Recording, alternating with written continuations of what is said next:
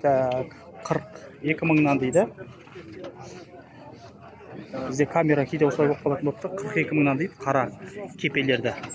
Машинеңе сап берем 40 мыңнан болады көп алсаң дейді. Кепелер отыққандар ғой. Неге іліккендері былай айтқан кезде. Жемге шөпке іліккендері 40 мың теңгеден дейді. Бағалар осындай болып жатыр. Қаншадан деп жатсыз көке? А? Қозысы мен, қозысы ұрғашы? 90 дейді. Екі туған жас қой дейді. Ұрғашы екен. 90 мыңға жаман баға емес, анандай отырып кеткен үлкен қозысы мен. Почти енесіне жетіп қалған ғой былай айтқан кезде. Жаман баға емес. Түрлі қойлар бар. Қаншадан деп жатсың қойды қошқарды? 180. Қошқар 180. Құйрық Құдай берген. Құдай берген екен. Жоқ дегенде 7-8 килограмм құйрық береді ма?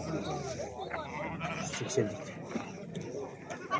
дейді. Бағалар осындай болып жатыр бізде.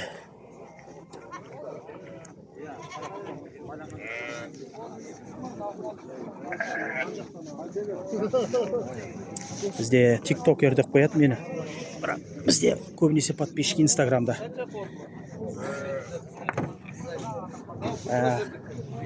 Әр кәсіптің өз қиындығы болады. Қазір инстаграм бізді шектеу қойып тастады, рекке шығармайтын қылып тастады. Өте көп қаралым болып кетті. Сондай қылып тастады. Ал тикток бізді кішкене қайта видеоларымызды блокқа қойып жатыр. Себебі жаңағы байланып тұрған қойларды көреді, аяғы байланып тұрған тауықтарды көрсетеміз. Мал нетіп жатқан сойып жатқандарды түсеміз. Жестокие обращение с животными деп қайта блокқа салып тастап жатыр. Енді қайта апелляция беріп шығарып жатырмыз. Сол кейде адамдар сұрайды ма, осы свежий видео ма депші. Кейде мысалға апелляция береміз, ол әр күнде, әр кезде әр түрлі шығарып береді апелляциядан. Мысалға деген 2 күнде, 3 күнде негізі максимальный мерзімі 80 күнге дейін болу керек.